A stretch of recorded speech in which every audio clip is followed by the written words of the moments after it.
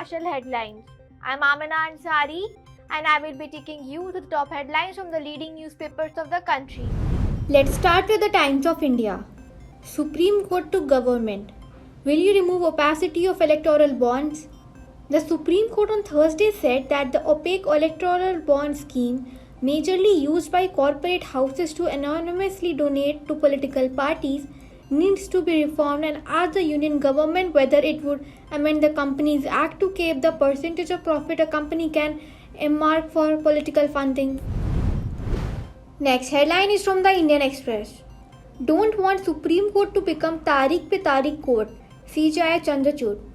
Chief Justice of India D.Y. Chandrachud on Friday urged lawyers not to seek adjournments in fresh matters, saying he does not want the Supreme Court to become a Tarikh-Pe-Tarikh court. Let's move on to the headlines from the Hindu. Gyan-Vapi case. Supreme Court declines to intervene in Allahabad's Chief Justice order. The Supreme Court on November 3 refused to entertain an appeal filed against an order of the Allahabad Chief Justice withdrawing petitions connected to Hindu claims over the Gyan-Vapi mosque premises from the High Court judge hearing them.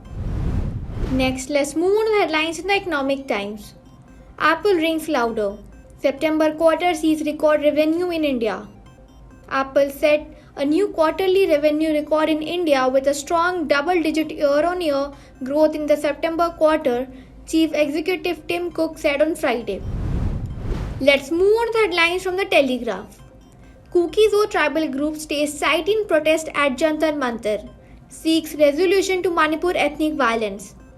Members of Kuki-Zo tribal groups of Manipur staged a sit-in at Delhi's Jantar Mantar on Friday and accused the state and the central governments of failing to contain ethnic violence in the northeastern state that began more than 6 months ago.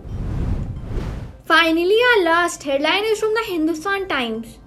Nepal earthquake. Strong tremors felt across northern India. A 6.4 magnitude earthquake hits Nepal's Jajarkot district. This is the third time in a month that strong quakes have struck Nepal. Tremors were felt across Delhi, NCR and several North Indian cities on Friday night around 11:30 p.m. That's all for national headlines. To stay updated on the latest headlines from the leading newspapers, do join us on National Headlines from Monday to Saturday at 11:30 a.m.